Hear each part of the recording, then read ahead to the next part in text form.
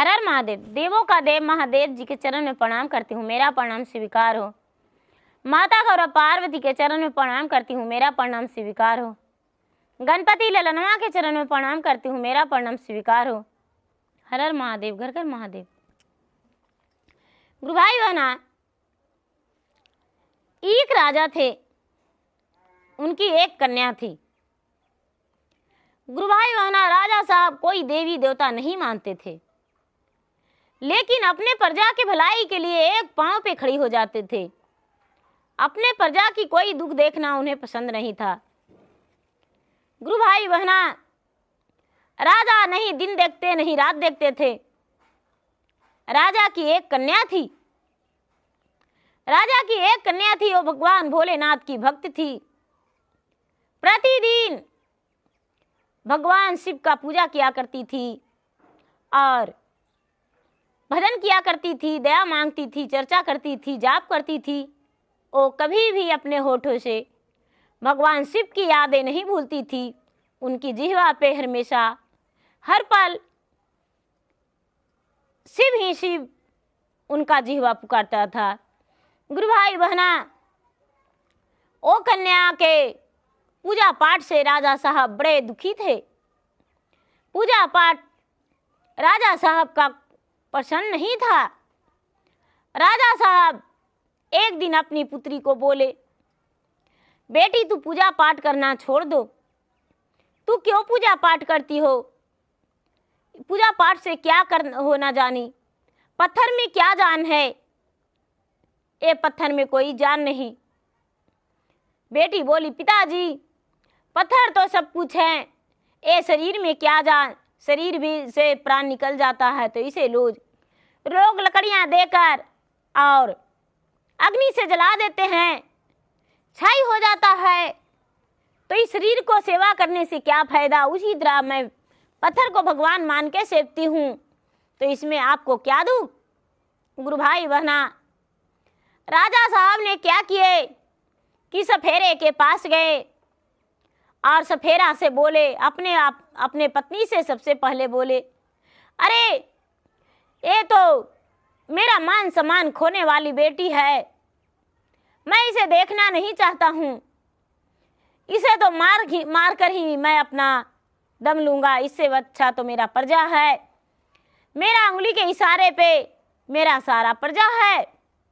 और सफेरे के पास गए राजा और सफेरे से बोले, हे सफेरा भाई, तुम मुझे एक नाग एक नागिन दे दो और तुम जो मांगोगे मुंह मांगा वरदान देंगे, तुम्हारा धन देंगे। सफेरा बोला, महाराज ये तो मेरा पेशा है, आप 2 क्या 4 भी लेंगे तो कोई दिक्कत नहीं, बस कुछ रकम दे दीजिए। गुरु भाई बहना, सफेरा ने, ओ सफेरा कोई और नहीं, ओ महादेव ही बनकर बैठ गए थे।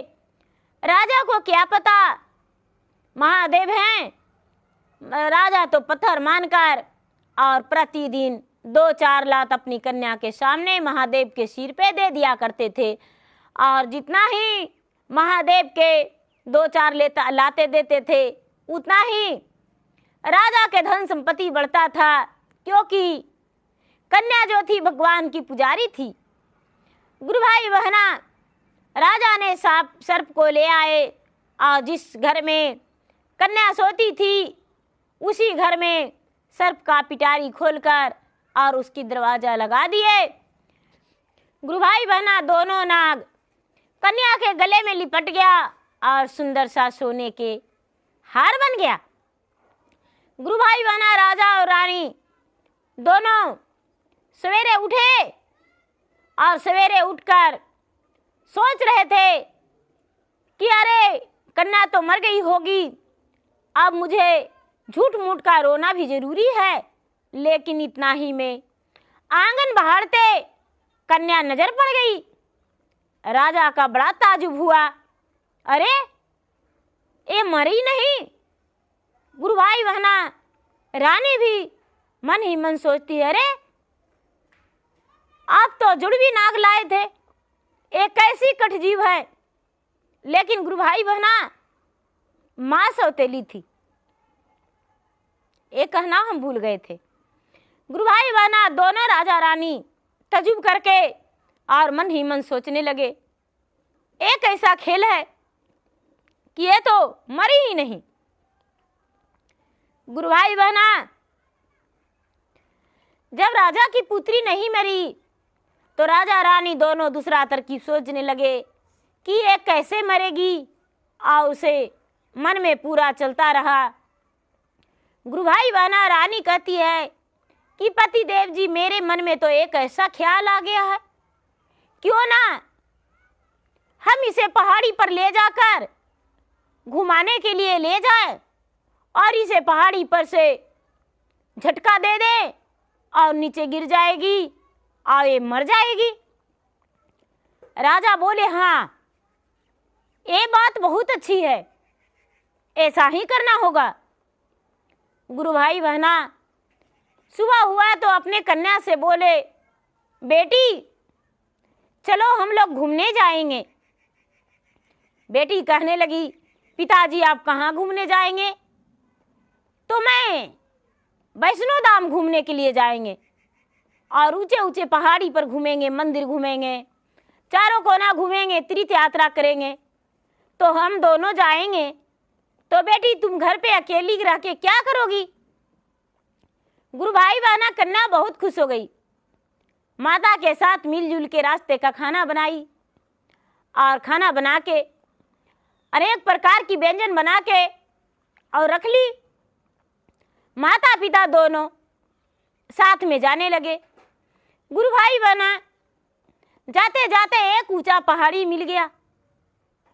जब ऊंचा पहाड़ी मिल गया तो उस पहाड़ी पर कहने लगे राजा, बेटी इस पहाड़ी पे हम लोग चलो पहले घूमते हैं, ये पहाड़ी से तो कितना दूर तक जनाएगा, चलो मेरा घर जनाता है या नहीं, मेरा राज जनाता है या नहीं, मेरा राज के लोग कैसे और क्या कर रहे हैं, चलो देखते हैं। गुरु भाई बहना राजा रानी और उनकी कन्या तीनों मिलकर पहाड़ी पर चढ़ने लगे। गुरु भाई बहना जब पहाड़ी पर चढ़ गए तो तीनों मिलकर प्रेम पूर्वक भोजन करने लगे और भोजन करके और जो कन्या थी, कन्या जो पहाड़ी पर पौधे था हरा भरा उसके साथ खेलने लगी और राजा और रानी उसे झटके दे दिए। लेकिन राजा रानी झटका दिए कन्या को, कन्या तो पेड़ को पकड़ ली और राजा रानी दोनों नीचे ढल के आ गए। गुरु भाई बहना दोनों मरे नहीं, लेकिन दोनों का शरीर घायल हो गया। दोनों का शरीर घायल हो गया, जख्मी हालात में हो गए। किसी पेड़ पौधे में बचकर उनका शरीर बच गया। उनका शरीर कहीं पे लग गया किसी पेड़ पौधे पत्थर चट्टान में, तो इस कारण उनका शरीर नहीं नीचे आया, तो नहीं मरे। दोनों घायल अवस्था में बहुत बुरी जख्मी हो गए। अब वो कन्या पहाड़ पर मदद के लिए चिल्लाने लगे कि मेरे माता पिता का कोई बच्चा लो, मेरे माता पिता का कोई बच्चा लो। गुरु भाई बहना सुनसान जंगल में ऊंचा पहाड़ी पे कौन बचा था? अब माता पिता के पास धीरे धीरे खोजते ढूंढते वन में आई नीचे, तो देखती है कि दोनों माता पिता जख्मी हालात में बेहोश पड़े हैं। गुरु भाई बहना कन्या जो थी ज़्यादा छोटा थी, ज़्यादा बड़ा भी नहीं थी, 10 से 12 साल की थी। अपने माता पिता के कंधे भी नहीं लगा सकती थी और नीचे उतार नहीं सकती थी। बेहोश अवस्था में वो बेचारी अपने भोलेनाथ के मदद के लिए पुकारने लगी, भोलेनाथ को आराधना करने लगी। हे महादेव, हे भोलेनाथ, आज मेरा सहारा कर दीजिए। मेरे माता पिता कितने हौस से मुझे घुमाने लाए थे, लेकिन मेरे माता पिता तो गिर गए हैं। हम किनके सहारे जिएंगे और किनके सहारे रहेंगे? गुरु भाई बहना भोलेनाथ एक साधु के रूप में प्रकट होकर जैसे लकड़हारा उस तरह के रूप में प्रकट होकर और कहने लगे, बेटी मैं एक लकड़हारा हूँ, लेकिन किसी का भी मदद करता हूँ, बोलो तुम्हें क्या मदद चाहिए। मेरे पास बहुत जड़ी बूटियाँ हैं। ये लड़की कन्या कहती है, राजा की पुत्री, हे बाबा, मेरे माता पिता तो मुझे घुमाने लाए थे, लेकिन मेरे माता पिता गिर गए, पता नहीं किस कारण कैसे, वो मुझे पता नहीं। मेरे माता पिता बेहोश हैं, पता नहीं इनके अंदर आत्मा है या भी नहीं, या तो मृत ही हैं, मुझे नहीं जानकारी। बाबा मेरे माता पिता को जिला दीजिए। इतना आवाज़ सुनकर शंकर भगवान कहने लगे, लो बेटी जड़ी बूटी पत्थर पे घिस के अपने माता पिता के मुख में चटा दो। गुरु भाई बहना जड़ी बूटी कन्या लेकर और अपने माता पिता को मुंह में खिला दी पीस के। माता पिता होश में आ गए। अब जख्मी हालात में चंदन जो लकड़ी चंदन का दिए, बाबा जड़ी बूटी दिए, वो घिस के और सारा शरीर में उनका लगा दिए। आराम मिल गया।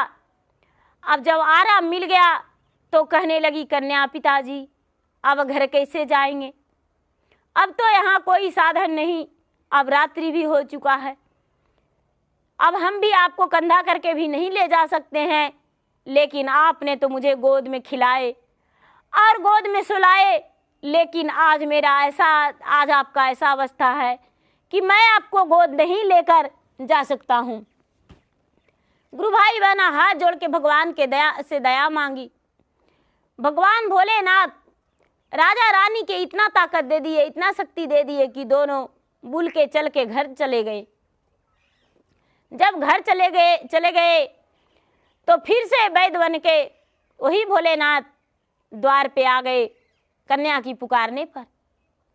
गुरु भाई बहना बाबा कहने लगे वैद्य बन के कि क्या हुआ राजा साहब, आपने तो कोई पूजा पाठ नहीं मानते थे, तो त्रिधात्रा पर क्यों गए? आपने तो एक नास्तिक धर्म के थे। बाबा ऐसा जब बोले तो राजा रानी कहने लगे, मैं क्या बताऊं, अब तो मेरा दिल का बात दिल ही जानता है, अब ये तो बात किसी से कह नहीं सकते। गुरु भाई बहना इतना आवाज़ सुनकर बाबा भोलेनाथ कहने लगे, राजा साफ साफ क्यों नहीं कहते हो कि मैंने अपना कन्या को मारने को लिए ले गया था, लेकिन ये भगवान भोलेनाथ की पुजारी है, इन्होंने तुम्हारा जान बचाया है, यदि ये नहीं रहती तो तुम्हारा जान नहीं बचता। गुरु भाई बहना इतना आवाज़ सुनकर राजा रानी कहने लगे, आपको कैसे पता कि मैं इस कन्या को मारने को लिए गया था? गुरु भाई बहना शंकर भगवान अपना रूप में प्रकट हो गए। जब शंकर भगवान अपना रूप में प्रकट हो गए और राजा रानी उनकी कन्या देखी तो भौचक्के रह गए और कहने लगे, महाराज मुझे क्षमा कर दें, मैं तो पत्थर सारा दिन समझते आया, लेकिन आज से मुझसे ज़्यादा कोई पुजारी नहीं बनेगा और मैं इतना पूजा करूँगा कि जो कि आपको प्रसन्न करके कभी भी बुलाकर दर्शन कर सकते हैं। गुरु भाई बहना उसी पहाड़ी पे राजा एक सुंदर सा मंदिर बनवाए जाकर, महादेव का वो मंदिर आज भी पड़ा है, और पहाड़ी के नीचे भी मंदिर बनाए और भगवान भोलेनाथ के बहुत बड़े पुजारी बन गए। राजा रानी दोनों पूजा करते थे और अपना नाम से मंदिर बनवा के और पहाड़ी पे सीढ़ियाँ चढ़वाए और सीढ़ियाँ चढ़वा के अपना नाम लिखे। गुरु भाई बहना भगवान भोलेनाथ अंतर्यामी हैं, जगत की रखने वाले हैं, 3 लोक के मालिक हैं। गुरु भाई बहना भगवान शिव जो हैं वो किसी को कहने से नहीं मानते हैं, किसी को कहने से नहीं सुनते, खुद को दया बरसाते हैं। जो उनका नाम जपता है उसे अमर कर देते हैं। तो गुरु भाई बहना मेरा वीडियो अच्छा लगे तो इसे लाइक कीजिए, शेयर कीजिए, सब्सक्राइब कीजिए। और मैं इंस्टाग्राम पे भी हूँ, मैं फेसबुक पे भी हूँ, मेरा इंस्टाग्राम पे, मेरा फेसबुक पे फॉलो कीजिए, लाइक कीजिए, शेयर कीजिए और कमेंट बॉक्स में हर हर महादेव अवश्य लिखें। हर हर महादेव, घर घर महादेव।